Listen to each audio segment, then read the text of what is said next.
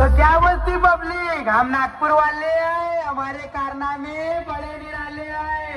नकली बंदूक में लगता है छर्रा, नागपुर के बोटे खाते हैं कच्ची बाबुल का कर्रा। हाँ, मेरी जान ये गोट रे गोट।